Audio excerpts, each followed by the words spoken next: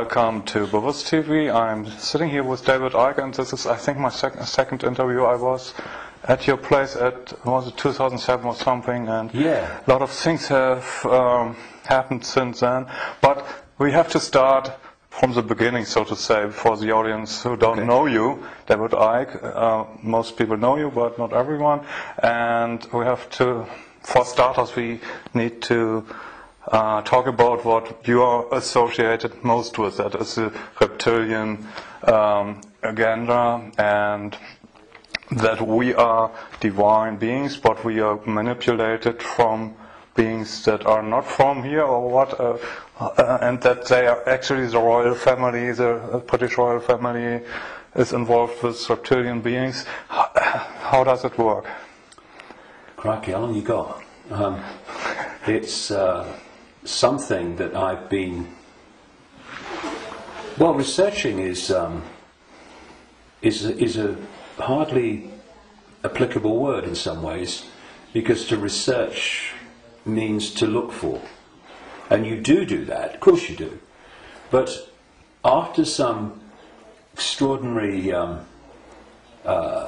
what people would call paranormal experiences in 1990 and 91, my life has become since then this synchronistic series of coincidences which have led me to, and even brought to me really,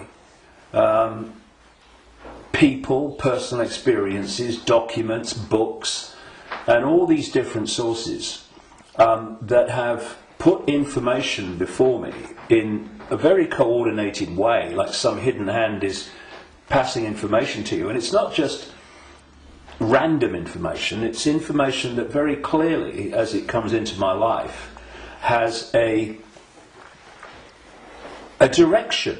It has a series of steps. So in the early 1990s, the information that was coming into my life was about the fact that there was a cabal that was manipulating human society and world events towards the goal of a Orwellian global state, in which there would be a world government dictating to every country. Countries would be dismantled and become regions of great power structures. The European Union is a classic. And what we're seeing now with the European Union is the next stage of breaking countries up by destroying them financially, and then centrally dictating financially and in terms of government. And that there was a plan for a global army to impose the will of the world government, a world central bank to impose the cabal's global financial structure and control, and that the plan was for every child at birth to be microchipped as a matter of course. Now that was kind of whoa enough as the information came, and of course with the passage of the years this has been confirmed more and more by the fact that it's happening. Then there was a phase in the mid to late 1990s when, while that other information continued, and has continued to this present day, another, if you like, parallel and connected series of synchronistic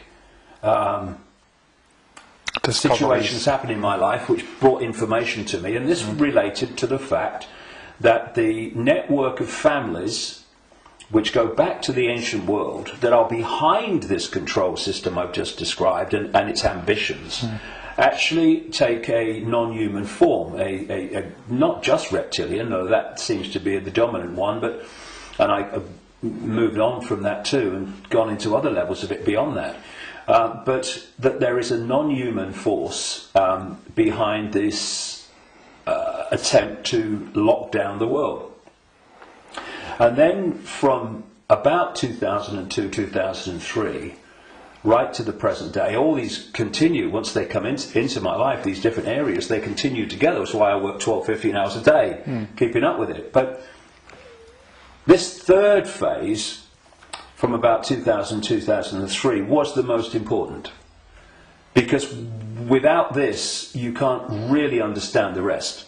And that was about the nature of reality, the illusory nature of what we call physical reality, the fact that solidity is delusional, and that we live in a holographic, illusory physical reality, which is only one level of many multi-levels of this reality, which operates on a waveform level, vibrational level, it operates on an electrical level, it operates on a digital level, and it operates on the holographic level, which we in the conscious mind perceive as the world.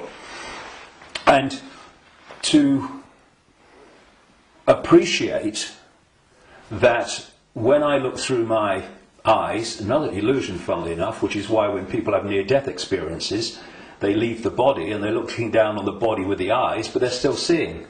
So, I mean, the scale of illusion in our so-called physical experience is extraordinary. I mean, and we've not got to the bottom of it yet.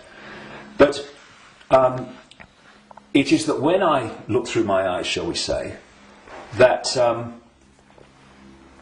people think that they're seeing everything there is to see in the space that I'm looking at. No, they're not. They're seeing a tiny band of frequency called visible light, which is so tiny it is ludicrous.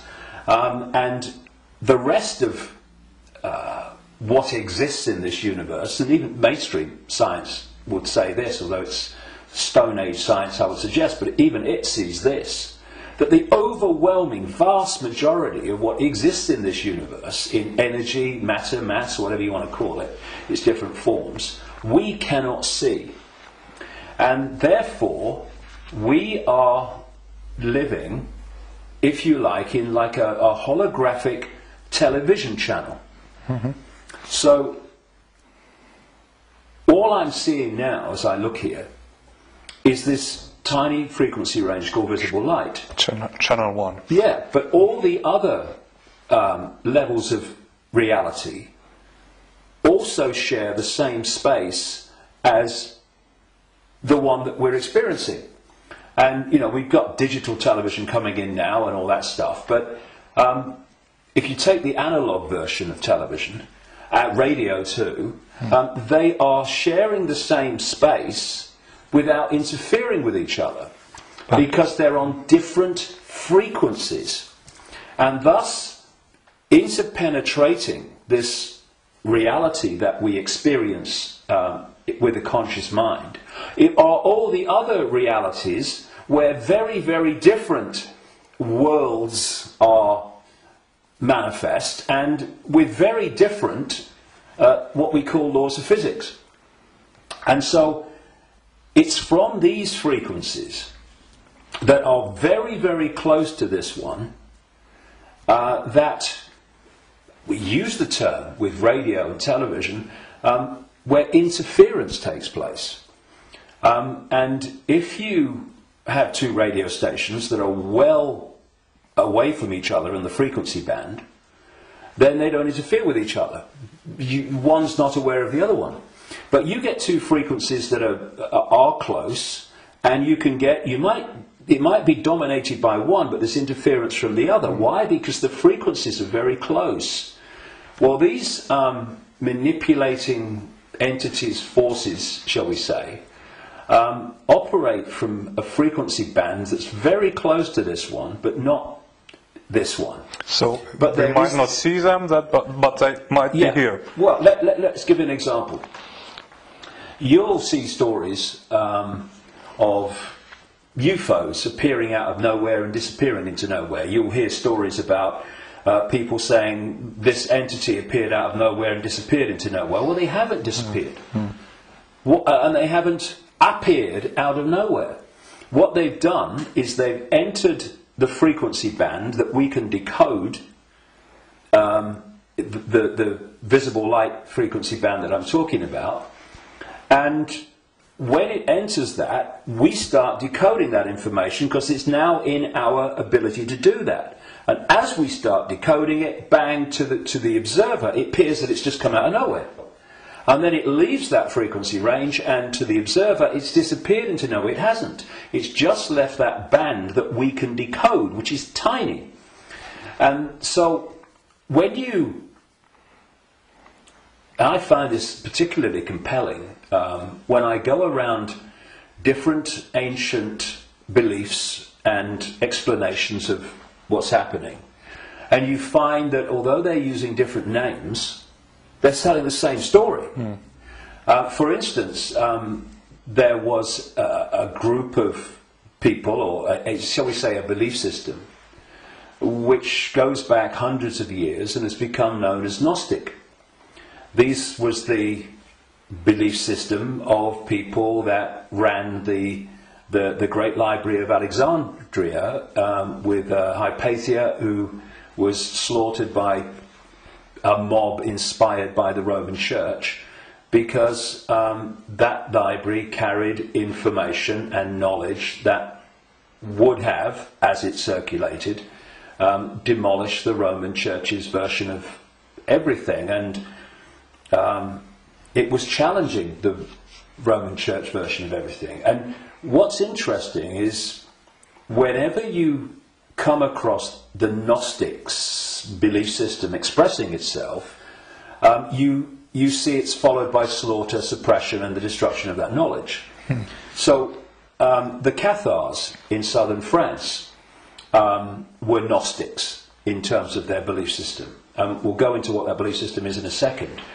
And so, again, in went the church, and all these, people that kill for the church, and they destroyed the Cathars. It's, I think, 1244 was the last stand to the mountain fortress at Montségur in southern France, in the foothills of the Pyrenees. And again, it's not just we slaughter them, but we destroy their knowledge. But a fantastic thing happened in 1945 when a sealed jar of Gnostic writings, quite considerable writings, was found by a peasant in Egypt in 1945. And they describe much of the Gnostic belief system. Now, key in my interest, one of the things, of course, as a quick aside, they were telling a very different version of the Christian story. And we might get into that because it's relevant. But the key thing for me was that around a fifth of these texts were about a phenomenon they called the archons. And the archons, these Gnostics said, were a manipulative force that operated outside of human sight, that was basically, as we would call it, an energetic form rather than what we would call a physical form, though it could manifest as physical form through holographic projections and stuff. And these writings even talked in their own way about the illusory nature of this reality. And they talked about the archons were the, if you like, like cyborg, we would call it, troops of something they call the demiurge. And the demiurge is what Christians call the devil, and this negative force. And what these writings said is that this reality that we're experiencing was not created by some divine force. It was created by the demiurge and the archons, and it was a fake reality. And that they manipulated by accessing the human psyche and manipulating humans' perception of reality. And there was some very, very interesting things that they said about the archons. And one was that they lacked the ability to express the creative force. I would put it like this. If you gave them a blank sheet of paper and said, create something like a reality, they couldn't do it. the Gnostic writings say is they're experts at taking something that already exists, like the reality before this hijack, as I would call it, the one we experience now, and twist it. Mm-hmm. They piggyback something already created and twist it. Something else, they said the Archons did. And, you know, you're going back to something that's been estimated, I think, around 400 AD, these writings were buried. Mm-hmm. And that is that the Archons parasite off everything. They parasite off human society in many, many different forms. And I read this stuff, and I'm going, whoa, this is my own books over the years, found in a jar in Egypt. Okay. Not all the detail of my books, but the basic themes, because it fitted totally. And then you go to the Islamic belief. And not just the Islamic belief, because this came from pre-Islamic Arabia originally. And that is the very considerable focus in Islam on energetic beings they call the jinn. Mm-hmm. And when you look at the jinn and you look at what the Gnostics said about the Archons, hallelujah, hello, they're the same thing. And then you go around other cultures and you see the same recurring theme.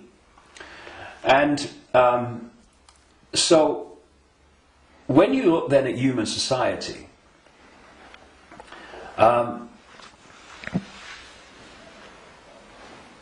who creates, what is the creative force within human society?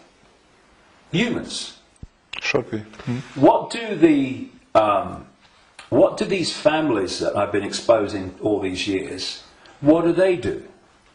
They piggyback off that creative force and manipulate it and direct it in a way that suits them.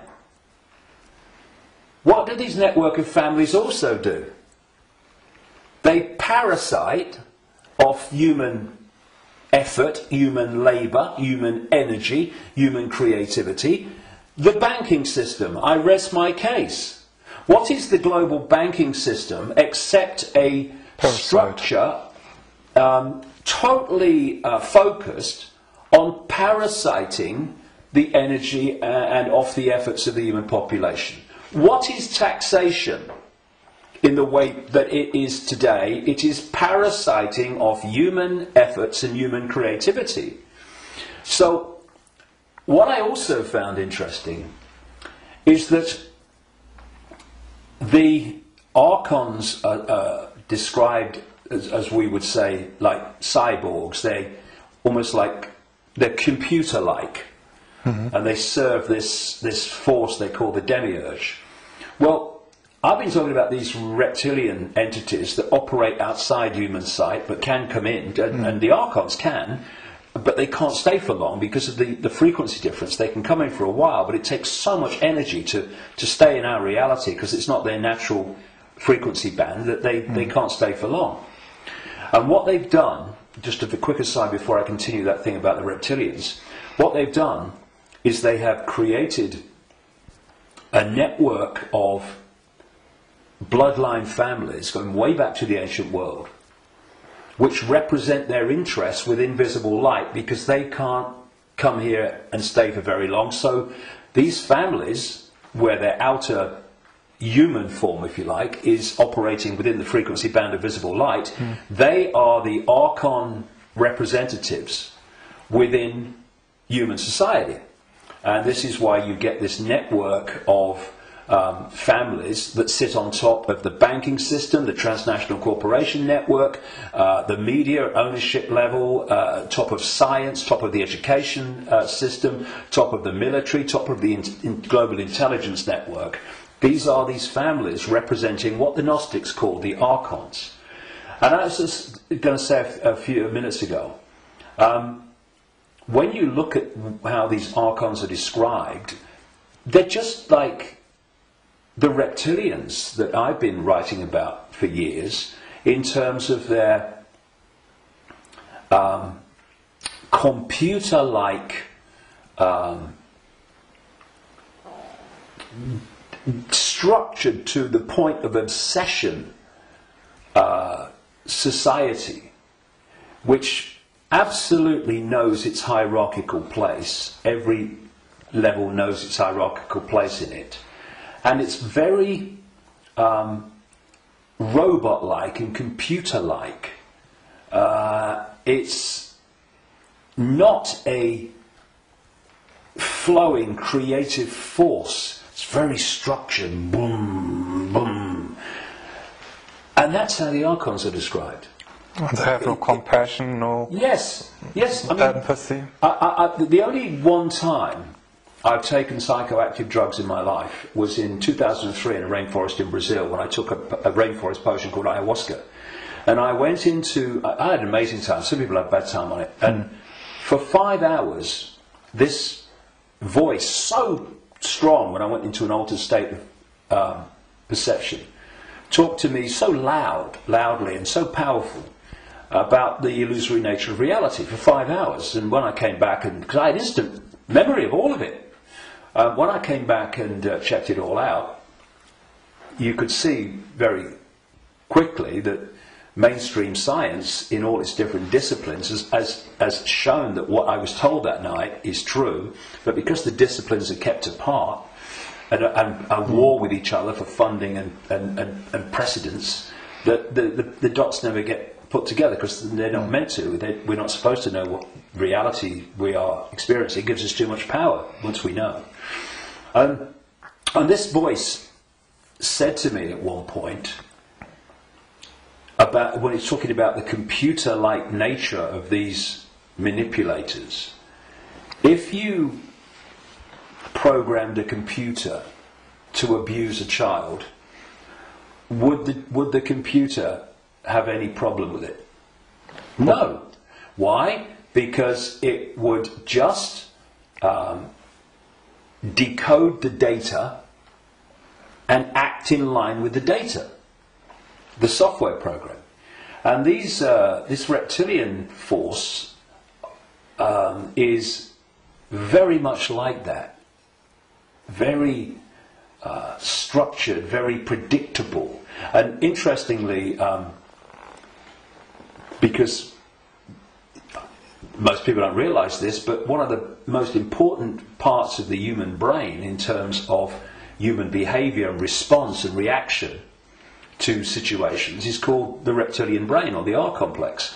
And when you look at the traits of the reptilian brain within the human brain, of course other parts of the brain balance that out, or should do, but when you have more reptilian genetics, those traits of the reptilian brain are obviously more extreme and more pronounced. And one of this is mainstream science, one of the key traits of the reptilian brain is obsessive ritualistic behaviour. And what is ritualistic behaviour? It's following the same pattern, day after day, week after week, repeating repetitious behaviour. Now, this is robotic, and so you've got the reptilians described in those terms, the archons described in those terms, etc. And these forces are different expressions and names for the same thing. Now, one of the manifestations of this network of bloodlines that represent this archonic reptilian force within human society is the royal families going back to the ancient world, and the aristocratic families that surround them. Why? Because where did the idea that certain bloodlines should be king or queen of a people, and you have this hierarchy, because this is the other thing about reptilian genetics and the reptilian brain, it's obsessed with hierarchical structures of power. Look at our world. Look at the royal families and the aristocracy. It's absolutely rigid with hierarchy. Everyone knows their place. You're a viscount, you're a baron, you're a lord, you're a king, you're a prince, and all this stuff.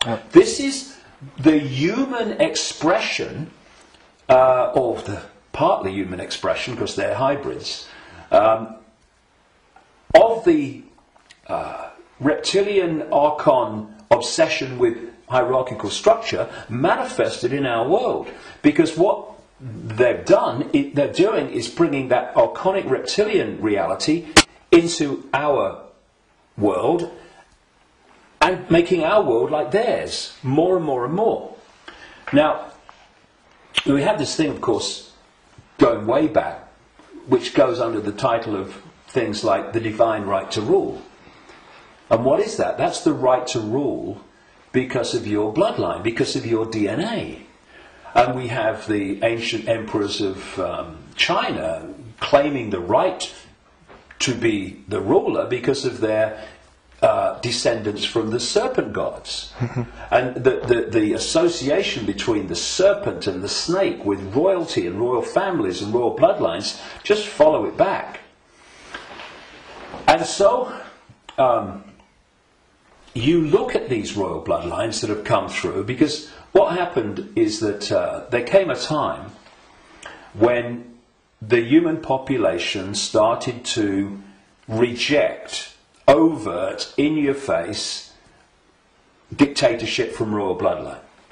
And that you had that move where this force, not entirely, not least in Britain, moved into what I call the dark suit professions of banking and business and all the rest of it. And politics, and have gone on manipulating from that point of view. But some of them survived, like the British royal family. Now, if you want to see a group of people that are so obsessed to the extreme, not just with hierarchy, but my goodness me, they are. The whole British class system, as they call it, is based on, obviously, hierarchy, which is based on the head of state being the Queen. But you want to see a group of people who are obsessed with ritualistic behaviour, look at the royal family. She goes to the same palace at Christmas. She goes to the same palace in the summer. She goes to the same palace in the spring, and so on. And if you look at the royal year, it's ritualistic. It's a hamster's wheel, repeating. And then, and we've seen in the week that we're talking, 60 years the Queen Elizabeth, 60th year on the throne, the Diamond Jubilee. It's really been in our face in the last few days, and I've watched as much as I can because I wanted to follow the ritual. But, you know, Britain is famous for what is called pomp and ceremony. You know, the guards in red jackets and black hats, you know, like, you know, need a haircut. Marching up, changing of the guard, and then you've got people in breeches and all this stuff. It's unbelievable. But it's not pomp and ceremony. It is ritual. Repeating ritual. So if, you know, I'm saying, and I've said for years and years and years, I've been saying it this week as this has unfolded, that the British royal family, and the royal families of Europe too, but the British royal family is an expression of this hybrid bloodline which represents these other dimensional forces within human society. And I've described how these other dimensional forces operate, their mentality, how they structured. And you look at the British royal family alone, and it's absolutely a mirror of the very traits that the Gnostics, etc., have spoken of in terms of this archonic other dimensional force. So, you know, it's very challenging, obviously, for people that have not researched this and not been through the experiences that I've been through in terms of things that I've seen and things that I've experienced and things that I've read and researched. And also because from cradle to grave we are given a certain version of reality. Boom! You know, education system, peer pressure, media, all the way through, to actually go and encompass the possibility of what I'm saying. But you know, it's like Gandhi said, even if you're in a minority of one, and I'm not anymore, far from it, but even if you're in a minority of one, the truth is still the truth. And it's not, it doesn't become an untruth because people can't find the capacity to see it's possible. It's just, you know, people say, that's impossible, that can't be done, that's crazy. But what are they doing? They're just looking at something from a certain point of observation. And if their point of observation has been just to take in the programming that's imposed upon us from the first moment we become conscious in this reality, then they'll see it in a certain way and they'll say, that's crazy. But if you spend 22 years researching it, you're looking at it from a completely different point of observation, and to you, it's blatantly bloody obvious. And it's bringing those two points of view together that's the challenge, because what is happening in the world and what's behind what is happening in the world is so massively different, fundamentally almost indescribably different to what we're told is happening, that's the chasm that is probably more than anything else the greatest defence vehicle that this conspiracy has. It is so extraordinary that people think it's not possible, and anyone that talks about it must be crazy. But it is changing. All right. On the other hand, I just wanted to ask that people waking up and people are coming to your lectures now to the thousands, and you have full halls, and you want to do a big event in the Wembley arena with probably thousands of people.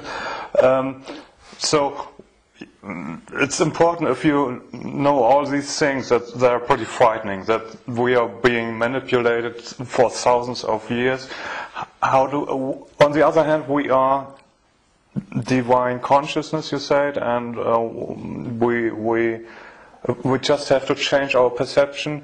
What can we do now that we know that we are being manipulated? How do we get out of it, and can we get out of it? Well, you have to go deep in the rabbit hole for this, and of course you're constantly going deeper or trying to go deeper, but see, there are many aspects to this. When again you scan the ancient world, including texts that came through to be things like Genesis and the Bible, there is another common theme, and that is that there was an interbreeding.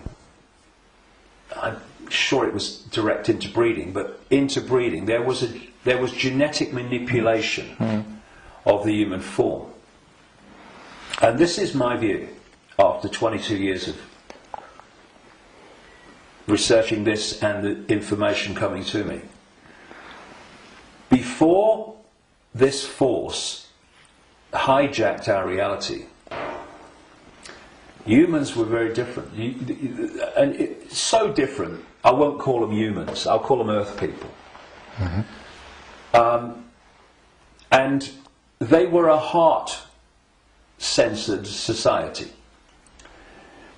in the sense that, you know, we have this holographic body, and interpenetrating all the different levels of the human form, energetic and holographic, are vortexes that have become known as chakras, wheels of light, as they call them in Asia. Vortexes which interpenetrate these different energy fields. And it seems there are 7 basic ones, foundation ones, many others, but foundation ones, going up through the human form, and this one is the key, the heart. This vortex connects us to way out there, to far higher more expanded levels of awareness than anything else. And the organization, there's an organization in America, it's called the Institute of Heart Math, and they research the power of the heart. Heart math. Yeah. Sounds good. And they have found, they've been doing it for a long time now, they have found that the most powerful electromagnetic field in the body field of electromagnetic fields is the heart. There are more nerves going from the heart to the brain than coming the other way. Mm-hmm. And that when the heart energetic field is in what they call coherence, in other words, balance, and connects in coherence with the central nervous system and the brain, that trinity, if you like, when it comes into harmony, takes the person into a much higher level of awareness and consciousness. Mm-hmm. The key is the coherence of the heart field. Once you knock that out, you knock everything out, and what's left then as the arbiter and decider of reality? This. Now, this is a great servant to this. Mm. It's not a great master when it's in control of our perception of reality. And there's another vortex in the belly, which is about emotions. This is why when people feel nervous or frightened, they feel it in the belly. And you know, they need to go to the toilet. It's because the imbalance caused by the fear and nervousness in the chakra, the vortex linked to emotions, is affecting the balance or imbalancing in the same way the intestinal system and what have you. And what they've done to pull humanity into a low vibrational, brain dominated perception is they've moved the point where we interact with reality from the heart to the belly. Hmm. They've done it genetically because, as I said in my last book, Remember Who You Are, I'm saying that on the level of human DNA that they call junk DNA, which is anything up to 98% non-coding DNA, they call it junk DNA because they don't know what it does. Well, some cutting-edge scientists, not least in Russia and some in America, are pointing out that actually within so-called junk or non-coding DNA is a language, and it's a very it's a language that you can see and you can uncover, and it operates very much like human language. It has many of very closely the traits of how human language is sequenced. This is how this language, as they call it, within so-called junk DNA is sequenced. And they're talking about the fact that the human language, which is what? Vibrational fields, that's what it is. We hear the words, but only when the brain decodes them. Mm. What's passing between me and you now is not the words and what people are hearing. What's passing between me and everybody is not words, it's a vibrational information field generated by my vocal cords. Mm-hmm.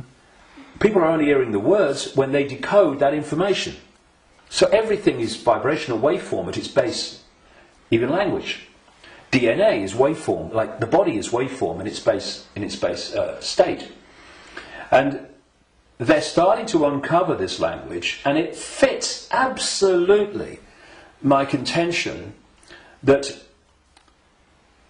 part of this genetic manipulation was to put into junk DNA what I call biological software programs, and they are basically perception programs.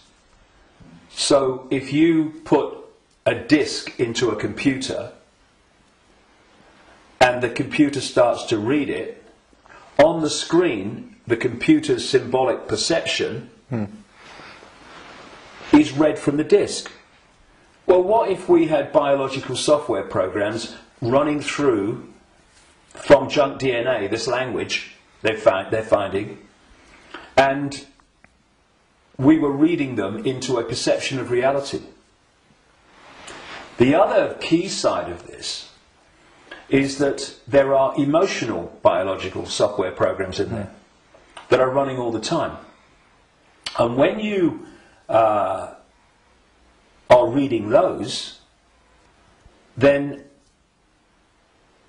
you are in the belly, because they're low vibrational software programs in terms of emotions, because they're all about fear and all the subdivisions of fear, like anxiety and frustration and depression and guilt, all these expressions, different expressions of fear. And if we do not open our minds, I call this the human body-mind computer, biological computer. If we don't open our minds and let the true self in, consciousness, then humans are operating literally in a closed system in which the DNA emotional and perception programs are running and not being challenged by a level of awareness that is beyond the program. So basically, people talk about the blind leading the blind. What humans are is the program leading the program. And it is my view, and this may be shocking to people, even some who've been along this road a bit. It's my view, after 22 years of putting this together, that the vast majority, at least, of humans have been going through entire lifetimes without having a single original thought or emotional response. Now, when you've got psychologists, I mean, Carl Jung, the Swiss psychiatrist, talked about this, but others too.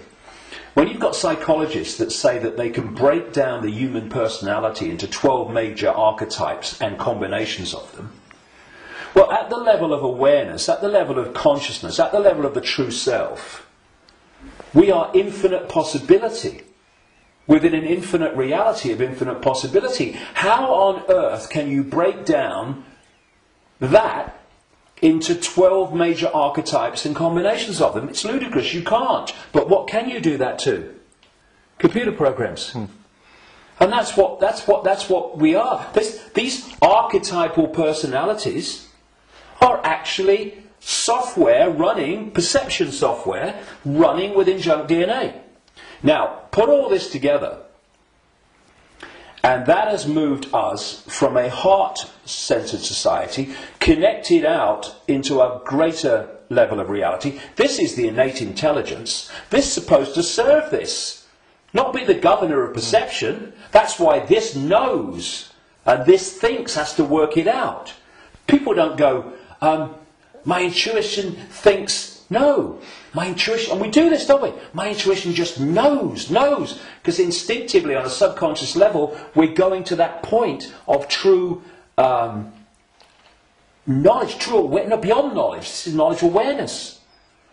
But what's happened is our point of interacting has gone from the heart-centered society, and if you're coming from this, and this innate awareness, this innate knowing, this innate understanding that everything is connected to everything else, then you manifest from that a completely different society to the one that we have.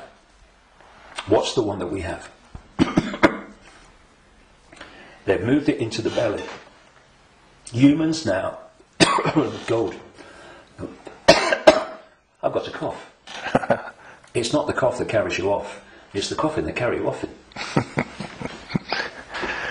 Now, they've moved it into a belly society. where does human response come from, overwhelmingly, to events that we face? The emotions. It's an emotional response. It's an emotional reaction. It's not a heart reaction, overwhelmingly, though of course it does happen. It's an emotional reaction.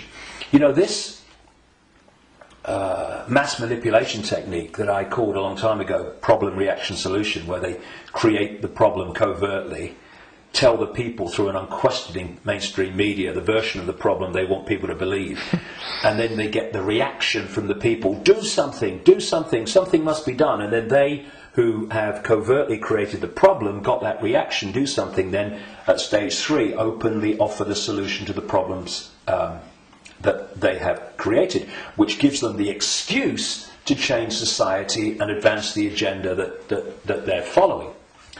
Now, it's not problem, go into the heart, look at it from the innate intelligence of the heart. It's not even problem, have a think about it, do a bit of research, see what you think. It's problem, reaction, solution. It's the manipulation of an emotional response, an emotional reaction. And what they're doing all the time is manipulating an emotional response to get support or to justify what they're doing.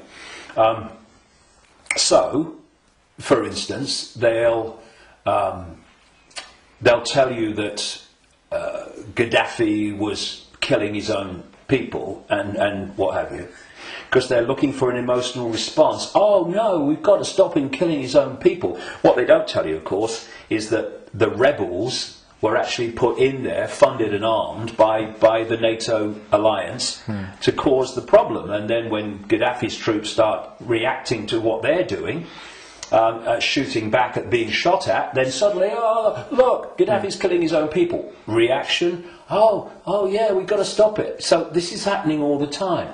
You know, 9/11, ooh, that was, look at 9/11. And those horrific pictures and the towers coming down. Did that take us to here? No, it took people here. And from this gut, what would you say? Gut reaction. You know how many? People say, "What does your heart tell you? What does your heart tell you?" Right? But how many times, instead of going, "What does your heart tell you?" what do we say?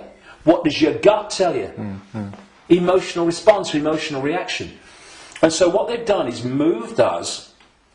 Not all of us, not everybody, but the vast majority. They've moved them from the heart, high vibration, which they can't touch. Yeah. If we're in the heart, we're untouchable. It's like Radio 1 trying to impact on Radio 2. Can't be done.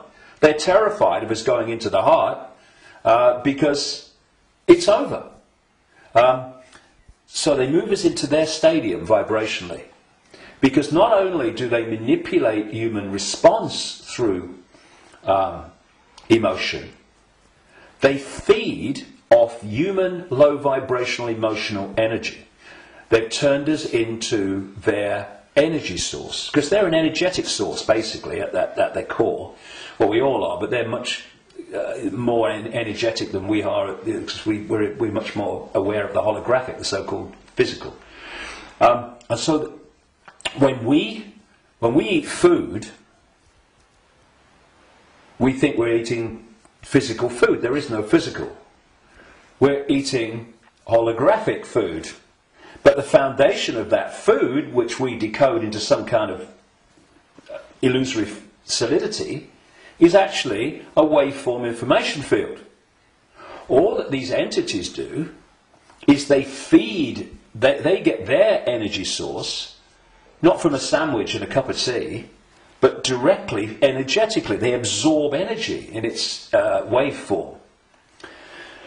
And so when we generate low vibrational human emotion, that emotion is resonating within the frequency. That's why we can't see it. We can feel emotion, but we can't see it. Because it's vibrating within another frequency band beyond visible light. And that's the frequency band that these archons, reptilians, overwhelmingly operate in. So every time we generate fear and all its offshoots, we're feeding them energetically. So you get a war, a 9/11, a global war, and you get an economic crisis where parents now in Greece are giving their children away or selling their children because they can't afford to feed them. Can you imagine in that one incident with one set of parents how much is generated here emotionally from the horrific? I can't even think about it. Imagine what it must be like. And that's just two parents. You get that operating. Look at the world. Look at the world every day. All over the world, in all its different expressions, how emotional energy is being generated and produced by the circumstances that society has been structured to create. It's an orgy of energetic vampiring. And so, when Morpheus in the Matrix held up a battery and said, the Matrix is a computer-generated dream world made to turn humans into one of these, that is a profound truth, because that's what we've become. Not so much batteries, though that was a good symbol, but actually generators, power stations, generating this energy. So we have this situation, if we bring these strands together at this point, in my contention, that these perception programs are running through junk DNA, and the emotional software programs, biological software programs, are running through non-coding junk DNA. And as those programs are running, and as society is structured so that it generates situations, in computer terms, data, that trigger those programs and bring them to the surface where they're more impacting upon our behaviour and responses. You are locking humanity into this closed system where the program programs the program, and you're also pulling people from the heart, high vibration, down into low vibrational belly emotional vortex, which is pulling humanity into the predator's vibrational stadium, and in doing so they are able to trawl and vampire the energy that emotional state and response is constantly generating. Now, I've talked for a long time from your question, what can we do? Because that background, I suggest, was fundamentally necessary. So what do we do? What can we do? It might sound trite and all the rest of it. I mean, because what we've got to do, of course, is we've got to stockpile weapons. We've got to create human armies to fight against them, and we've basically got to try to do all the things to them that they do to us, right? And where does that take us? First of all, it makes us them. And secondly, if we go down that road, will do what? Will produce more and more and more of this low vibrational emotional energy in the hatred and in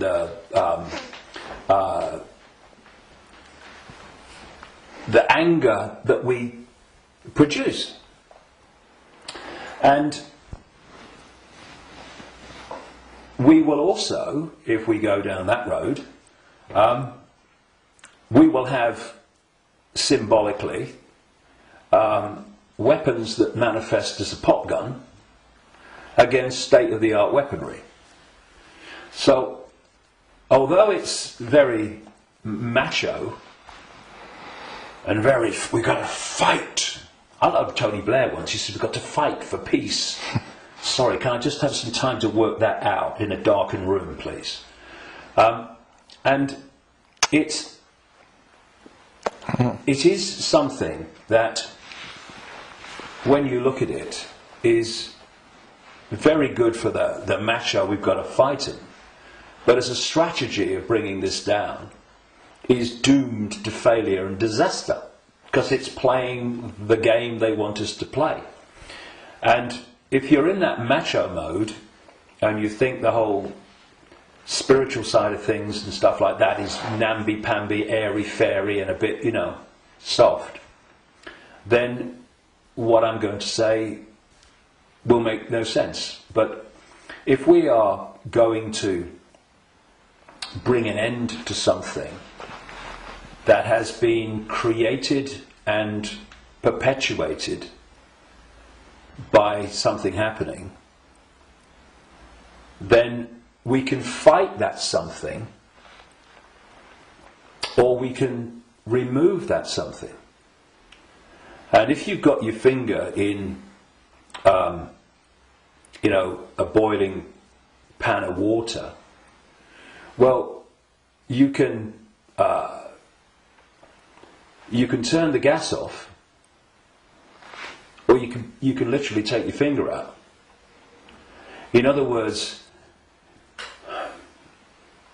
instead of finding a solution to the problem, turning the gas off, not really a solution, your finger's still in there, you remove the cause of the problem.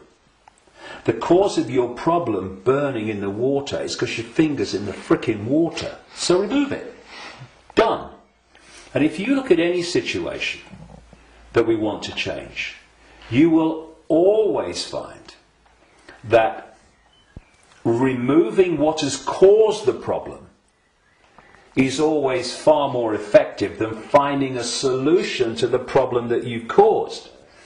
And so we have this control system, we have this constant and gathering, expanding imposition and dismantling of people's lives financially in all these different ways.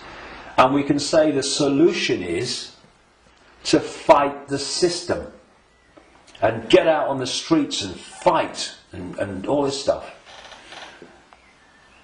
Or we can say, what has caused this reality that we are experiencing? So why not remove the cause of the problem? And this is not about fighting. It's not about macho man responses. It's not about shouting loud. It's about changing the way that we interact with reality. And in doing so, stepping out of the influence of the programs that have been running human perception and emotional response throughout known human history, and are creating the world that we live in. Because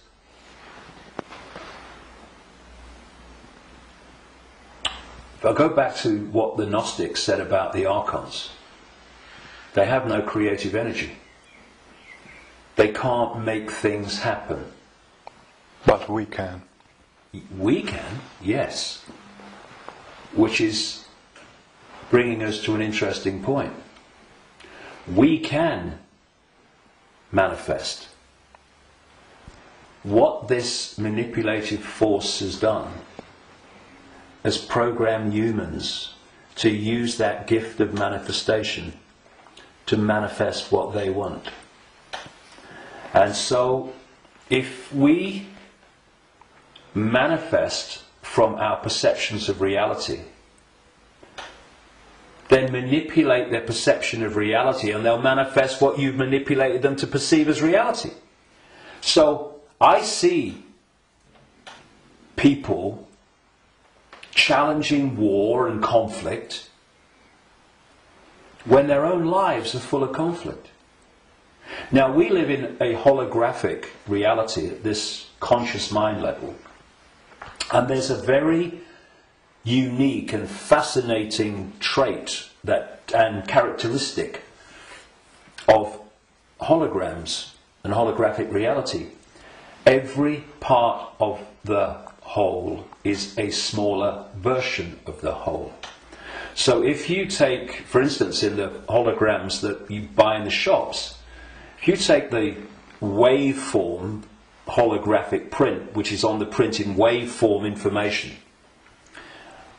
and you cut it in 4, and you fire the laser, which reads that information in effect, and brings the three-dimensional holographic image projecting from the waveform information on the photographic print. If you cut that into 4 and put a laser to each 4 pieces, you will not get a quarter of the whole picture. You'll get 4 quarter-size versions of the whole picture.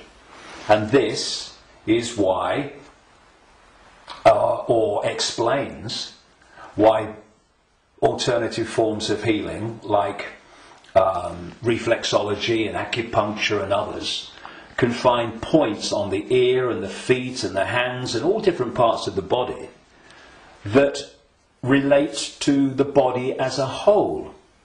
Thus, reflexologists can work on a part of the foot and impact upon the heart or the liver, depending on where they're doing it. And I've known and talked to reflexologists and people like that over the years, and they know it works, but they're not sure why it works or why there are points on the foot and the ear and everything that relate and impact upon the body as a whole. Well, it's simple when you realise that this reality is holographic, because every part of the whole is a smaller version of the whole. The body is a holographic manifestation, it's a hologram. Thus, every part of the body must be a smaller version of the whole, and that's why all over the body, in all the different parts, you can find points that relate to the whole body. In the same way, if we have conflict in our own lives on a so-called individual level, and this is going on all over the world in all these different societies, I mean, and it is, then that's a smaller version of the whole. And a hologram moves both ways. When the whole hologram shifts, all the parts of the hologram shift, because they're expressions of each other. You shift or affect the smaller part of the hologram, and in this case it's lots of people, billions of people with conflict in their lives and all that stuff, and that's going to impact on the hologram as a whole, i.e. human society. And you're going to have collective conflict.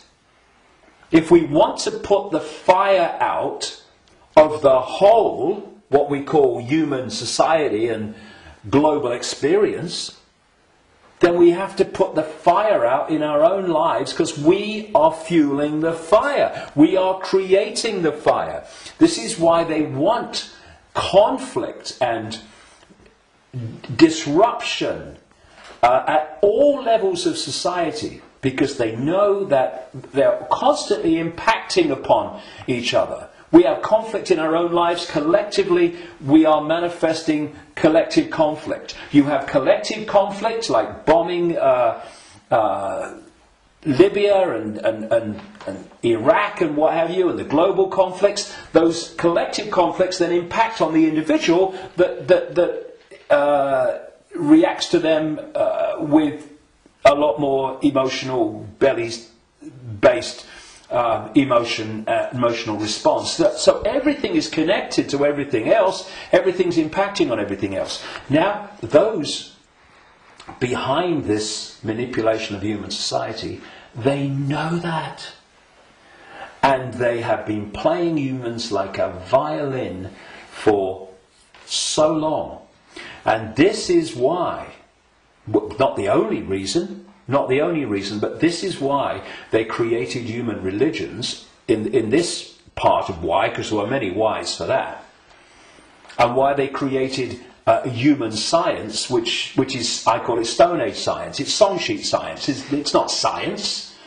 It's just a bogus explanation for reality, so we don't see the real one. This is why the nature of reality is hardly, if any time, discussed in schools or education in general. And you know, I travel around the world. I've been to 50-odd countries, many of them many times. I've seen the streams of television channels, not least places like America. You're going through the zapper button, and there's channels after channels after channels. I have never seen one that was asking the question with an open mind: who are we? Where are we? What is reality? Now that is ludicrous. I mean, we have a situation where probably the vast majority of people go through a lifetime, until they come to the end of their lives and they're thinking, you know, where do you go? Who don't even think about, who am I? You know, you say to them, who are you? Oh, I'm Charlie Jones. I drive a bus. And they'll tell you your family history, they'll tell you their life history and all that stuff. That's not them, that's their experience. And human self-identity identifies who we are, self, with our experience, with our name, with our job. Who are you? I'm a banker. No, that's your experience, it's not who you are. And so when you lose touch with who you are, and you lose connection to the true self beyond the program, then what's left is for the program to run and dominate our sense of reality. Our sense of reality becomes our point of observation by which we judge everything, and the emotional reaction from which our judgment and response to events comes. And it's a closed, ever repeating cycle. And unless we break it, then this will go on. And we break it by moving our point of attention, the point at which we interact with the world, from there to here. And you know, I had some amazing experiences in Peru in 1991. Amazing experiences which changed my life and all the rest of it. And I went back to Peru with a group of people from all over the world in April 2012. And we went around Peru, and we went to Machu Picchu, and this place where I had my amazing paranormal, extraordinary experience in 1991, called Siyustani, near a place called Puno, and Lake Titicaca, the highest navigable lake in the world.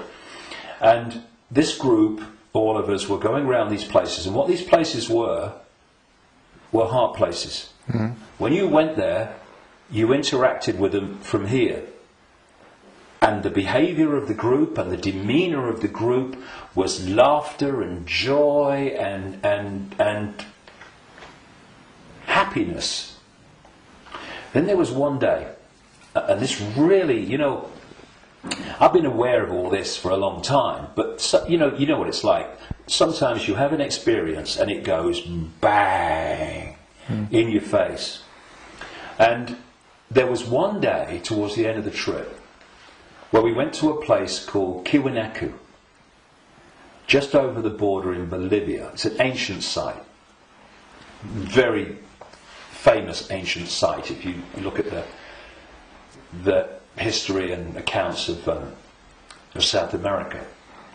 And if anyone thinks that human awareness, human emotion, human demeanour does not impact upon the energy field that we're all interacting with, they should cross the border between Peru and Bolivia at this place where we did. You walked across a bridge across a river, and one side was Peru and the other side was Bolivia. So once you crossed into Bolivia, woo, doom, you're right? back. So it took ages to get through the border guards, just for a tourist group who's going to be in the country for about 3 hours. They'd all just come back from a hospital, apparently, where they'd had a sense of humour bypass. And we headed to this Kiwanaku, going through in a 40-minute drive through a police checkpoint and a military checkpoint. You know, I mean, if anyone says that he's predicting that Bolivia is going to be a police state, well, you're too late, mate. Anyway, we get there, and it was horrible, Kiwanaku. It was big time here, right? And I felt this in many places around the world, and they've all been connected to human sacrifice and rituals involving these entities operating in other levels of reality, but interacting with this one. This is what satanic rituals are. They're the interaction. This is why they do certain things and repeat them. They're creating an energetic environment which allows interaction and even the manifestation of these entities within the rituals. This is what sacrificing to the gods was all about in the ancient world. Because when you sacrifice someone, the people doing the sacrifice, they drink the blood and eat the flesh, which is what this whole Roman Catholic thing is really about. Drinking the blood of Jesus and eating the flesh, that's just a mild bloody cover for what goes on in the background. But on the other levels of reality, while this is going on, these entities, perceived as the gods, are feeding off the terror of the victim. Right? This is sacrifice to the gods. Anyway, we get to Kiwanaku, and it was that kind of energy. Ooh. But what I noticed was the demeanour of the group changed. People weren't happy. They were not in a good space. And there was this lovely guy, Mark, a lovely Irish guy, and the change in the behaviour of the group was so pronounced that on the way back, which we got back into Peru, where everyone started getting a bit happy again, I asked people if they wanted to go on the microphone on the bus and explain, you know, their experience. And Mark said, and Mark was a lovely, lovely guy, all laughing and dancing and all the rest of it, all the way through Peru. And he said, when I was at Kiwanaku, he said, I just wanted to shout abuse at anyone that got in my way when I was trying to take a picture. And I just felt so different. And I won't labour the point, but having, you know, seen it and experienced it and seeing the response, you could see Peru, what a world that would be. And then Kiwanaku, the world that we have today. And we really got to move to here. And I would say to people, it's a challenge in this world, because virtually everything in this world is designed to push you here. So when you're responding from a belly emotional point of view, and you can do it with your mind, with your consciousness, you just move. It's moving your point of attention. That's what it is. You move your point of attention, and you move it here, and feel that point of attention here, not here, and you'll see the situation you face. I know, because I've done it myself, and I've talked to others about doing it, and they have, and they say, yes, it does work. You get to bring it to here. A situation that you're facing looks very different here to here, and vice versa. This is what we need to do. We need to become the heart-centered society that we are being hijacked and manipulated out of. Now, it's not just about moving your point of attention here and seeing the situation from here. Once you move your point of attention here, the vortex opens. Because now you're interacting with it with your own awareness, instead of interacting in a way that's dominated by this emotion. And when that opens, what comes through that energetic channel is innate intelligence, innate insight, innate knowing. And suddenly you're seeing the world and getting insights into things, and you're seeing what is happening as it is, and not as this is programmed to see it. And this is programmed to see it. You see, the brain, isolated from the heart, works in unison with the emotional chakra, and these two in unison, crikey, they're a bloody nightmare. Look at everything about human society that you don't like. These two buggers working in unison are where it comes from. So This. we go there. See, this, I'm talking about these emotional and perception programs that I say are running through junk DNA. Once the heart is no longer impacting in any way significantly on our sense of perception, on our sense of reality and all the rest of it, our sense of response, then the brain becomes the governor of our what? Perception, which is dictated to the brain once this is out of the way, which can override those bloody programs running through junk DNA. Piece of cake. You know, this is where the power is. This is what they're terrified of. So once that's closed down, this is what's done by the program and the way society is structured, then this becomes the governor of perception. And what it is doing, it is decoding as a sense of perception the perception programs running through junk DNA. And that perception of something becomes an emotional response to something, and this is an emotional response from the programs running through junk DNA of the emotional programs. So here's your, if you like, your holographic manifestation of the perception programs of self and the world and reality running through, and here is your holographic expression in response and reaction of the emotional programs running through junk DNA. And these have created the world we don't like. They've created the ability of the few to dictate to the vast majority. Because this will never see it. This will never get it, except up to a point. This can get to a point where it can see the names, dates, places, Bilderberg group level of engineered wars level of what's going on in the world.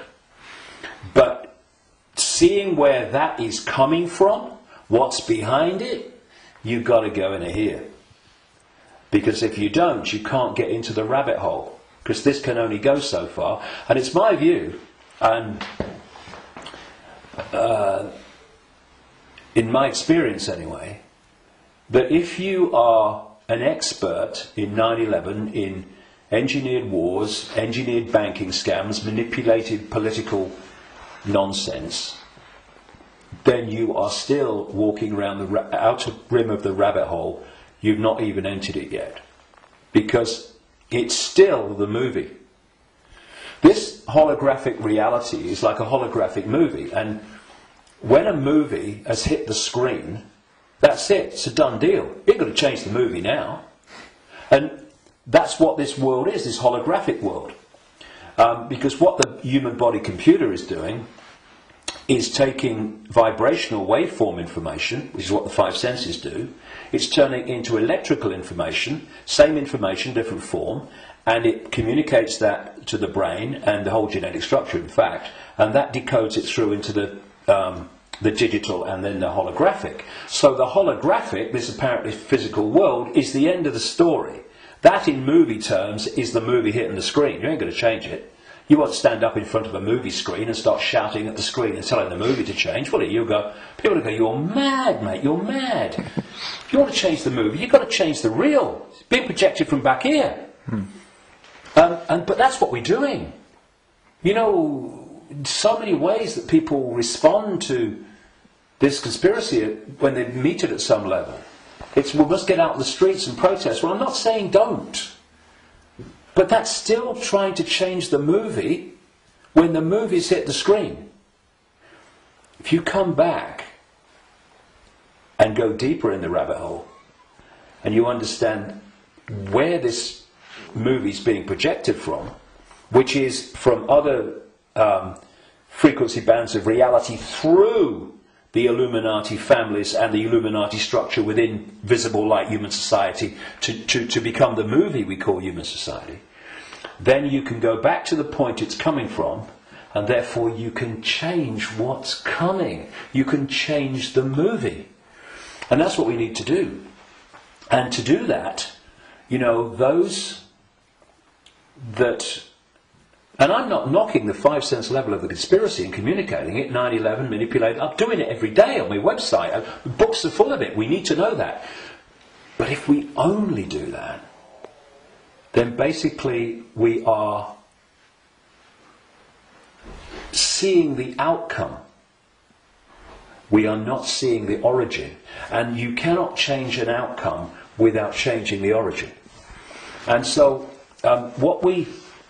when I look at so much conspiracy research, good luck to them. You know, everybody that comes and does this, hallelujah to you. Good on you. But there comes a point where we know how the system works in the holographic world. I mean, what's left? Finding out what size shoes Henry Kissinger takes.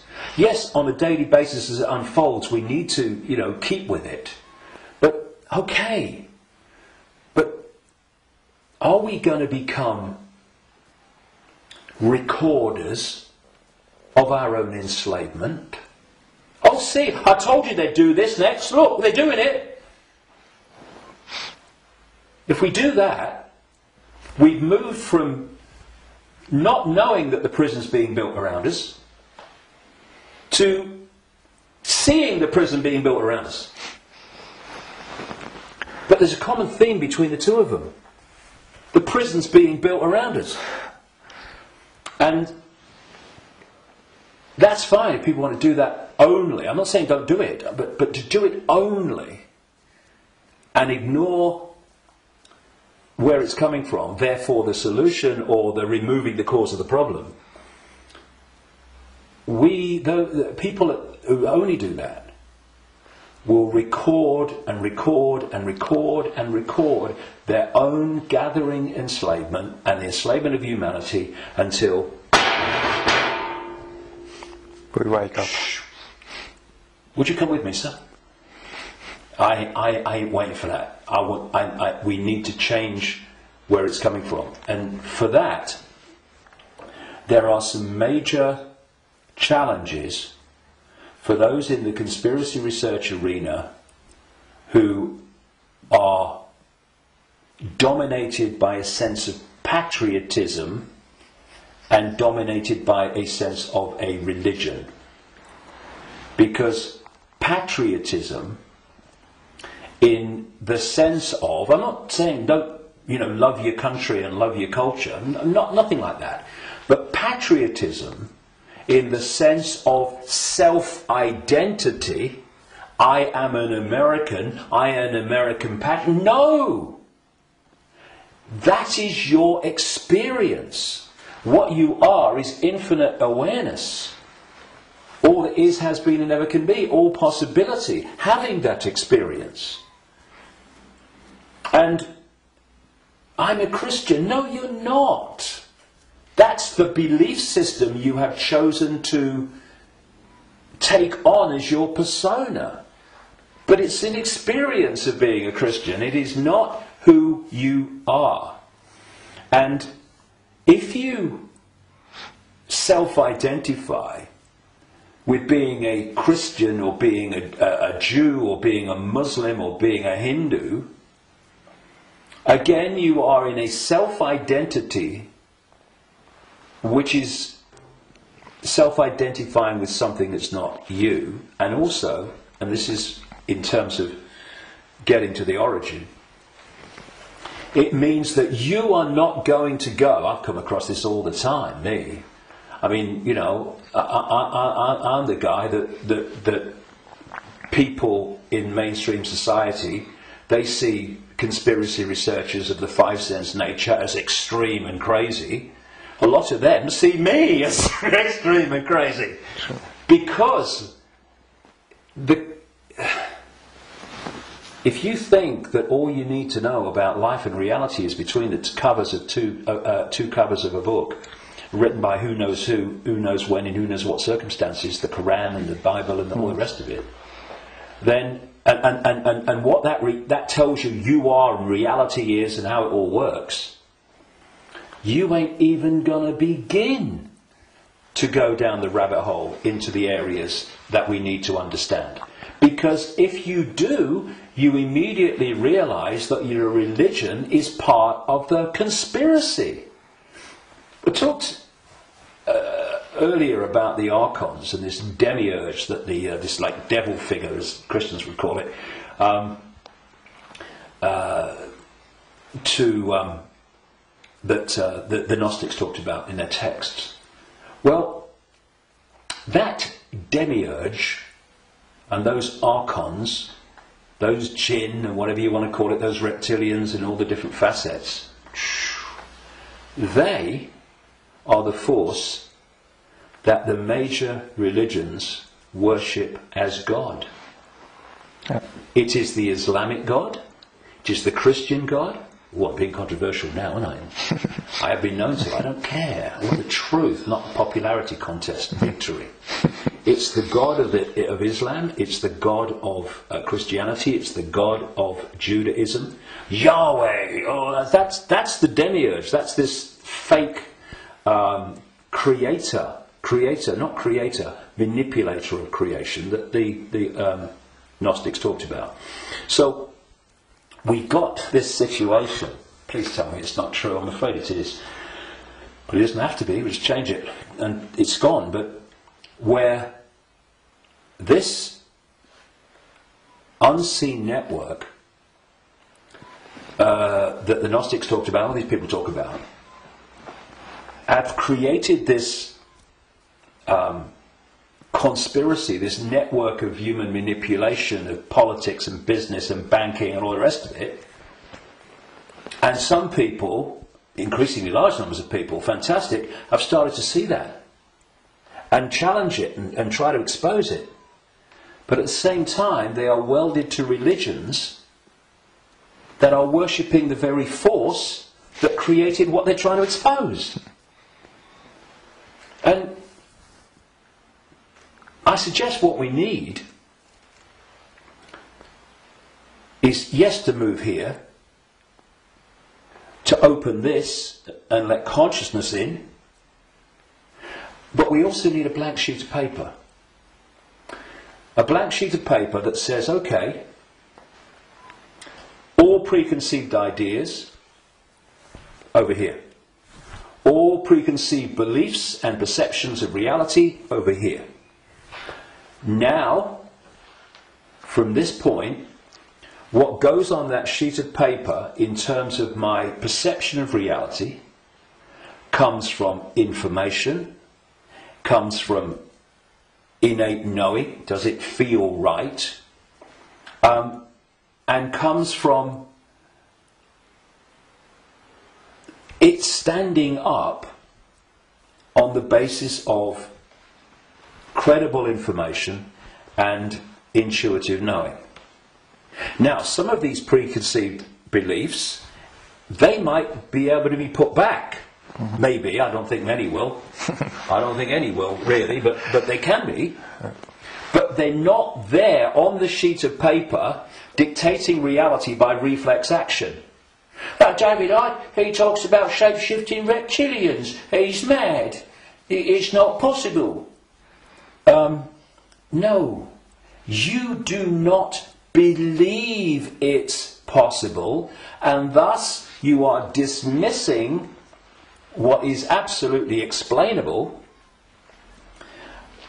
not because you've researched it, not because you've even looked at it, but because that program, which is dictating your sense of reality, cannot encompass it. Thus, people say to me, and have said to many people in this arena, when the actions of these families have been exposed, they'd never do that. No, mate, you would never do that.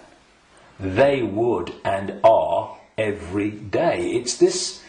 And then you say, well, how much? I've said this to television interviews in the mainstream, but they're like, loads of rubbish. And I say, well, I've been to 55 countries, many of them many times. I've researched this full time for 22 years. How much research have you done on this subject? Zilch. But it's different, it's outside of their perception of possibility, so it's dismissed. And this blank sheet of paper lets anything in so long as it justifies its place on the paper. And when you do that with an open mind, you don't say, I'm a Christian, so I don't criticize Christianity. You go, I'm going to look at Christianity and what I've believed up to this point from a detached perspective and see if it stands up. I know a guy in America who set out, many decades now, he was a real avid Christian, and he set out to prove the Christian story was true. Jesus existed and all this stuff. And very soon after this, as he started, I'm going to show it, of course what he realised very quickly is the evidence is all the other way, and he became a conspiracy researcher, because then he's going, well, nothing of it. If I've been duped on this, what else am I being duped on? And then the dominoes start to fall, and you start to see the greater conspiracy. But he had an open mind enough to see that when the information was going in a certain direction, he was willing to go with it. But a lot of people that are welded to religions, they don't want to look at the information. And you can be a religious believer, and you can go to the 5 sense level of the conspiracy, because you can say it's Satan and Jesus is coming, and it's Armageddon, and it's the end times and all that stuff. You can do all that from a Christian perspective, but you ain't going to get in the rabbit hole. To do that, all those belief systems have to go, because they're there to censor the true self. Okay, thank you, David. That's amazing, and a lot of information, and a lot to think about, but the important thing is not to think, but to know, to feel, and we all have the ability and the what humans have. We can change it because we can create, which the others can't. Yeah, so they create through us, and the difference is, and the way to turn this around is to, instead of having our sense of reality manifest as our experienced reality by external forces manipulating our sense of reality, which becomes our experienced reality, we get rid of that influence, and our unique perception of reality becomes our unique experience of reality.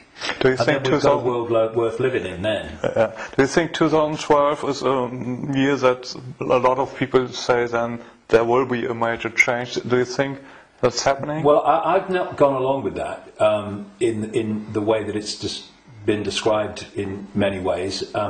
I came across a theme almost immediately after my initial stirring awake in 1990 in the spring, when I went to a psychic because I felt this presence around me all the time, and I wanted to know what it was. I didn't tell her, but just she would pick it up, and bingo, lots of things happened. So, I was going to go out on a world stage and reveal great secrets, and there was a shadow across the world, had to be lifted astray and be told all that stuff.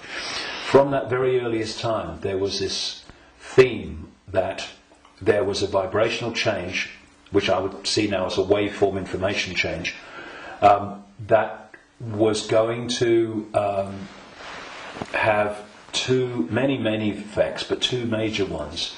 One, it would awaken vast numbers of people eventually to another perception of self in the world and reality.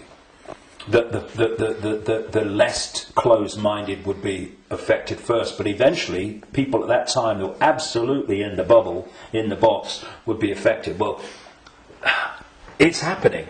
Quite demonstrably, it's happening. And the other effect, major effect of this vibrational change, which way back in 1990 I gave the title The Truth Vibrations because of this, these changes that we was going to bring, was going to be that this vibrational change would bring to the surface all that had been hidden so people could see it. Well, you look about people waking up to another version of reality and self in the world, in vast numbers in 1990. You look at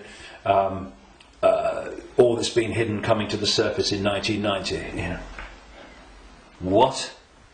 Look at it in 2012. It's incredible. It's happening, right? But this truth vibrations that I was, as I called it, was going to be something that would get more and more powerful and more influential. And the significance, a greater significance for me of 2012 is that it's not 2011, but it's not 2013 either. However, I think that what we are seeing in 2012, and we'll see more of in 2013, 14, 15, is that we are now reaching a point in this where it's starting to be tangible in its impact. You know, I'm seeing people now within the system, doctors, scientists, people like that, are starting to look and saying, it's all nonsense, isn't it, right? Now so we've reached a point in 2012 where this is becoming more and more tangible. And I think by the end of the year it will be more tangible, you know, because this is an ongoing thing. And the focus on 2012 in a positive way about, you know, this is going to be the Great Awakening. And I don't think it's going to be the Great Awakening in 1 year, but that focus on it, people are focusing on the fact of awakening, and that's bound to impact upon people opening their minds. The negative part about it, of course, is this stuff about the end of the world and all that stuff, which brings, where does that take you? It takes you here. So I think that 2012 is significant in that way. But in 2013, we're going to see the impact even greater, 2014 even greater. And there's going to come a point where this information vibrational change is going to reach a tipping point where it's the dominating perception. And at that point, the House of Cards will come down. And one of the other themes in the last 22 years that I picked up from many different sources and stuff is that just when the control system appears to hold all the aces and has got everything in place, it's going to come down so fast it's going to be shocking. So for a little while longer, I mean, we're seeing it now, you know, President of the United States every day deciding who's going to be killed in a drone attack and all that stuff without any due process or anything like that. So we're moving, but at the same time, this awakening is moving as well. And, you know, the president and the control system and their agenda and their unfolding Orwellian state, although it's not called that, the facets of it as they unfold are all over the television news and they're in all the newspapers. So people can get the impression, understandably, that's all going on. Oh my goodness me, look at this. What's not in the papers, what's not on the television, for obvious bloody reasons, is that this is this quiet, well, in terms of people like me, as loud as I can bloody be, awakening, but a quiet awakening with most people is gathering and it's growing. And it will eventually be like a tidal wave of change and bring an end to this bloody nonsense, because the power that is used to enslave and manipulate us is merely the power we give away every day. When we stop doing that, there's a very loud bang and the House of Cards comes down. But so that's the revolution. The revolution is not stockpiling weapons and hurling abuse and all this stuff. The revolution is remembering who we really are and the power to dictate our own reality collectively and individually that memory brings. That's the revolution, remembering who we are. That's why I call this big event at Wembley, Remember Who You Are. It's the key to everything. If we don't remember who we truly are, infinite consciousness having an experience, nothing's going to change. And but we are, and so it is. That's changing. we can see it, and you're part of it, and we are part of it, and I thank you for what you do. Well, thanks. And anyone can be part of it. It's just a choice. Right. Thank you, David. Cheers, mate. Thank you. Thanks a lot.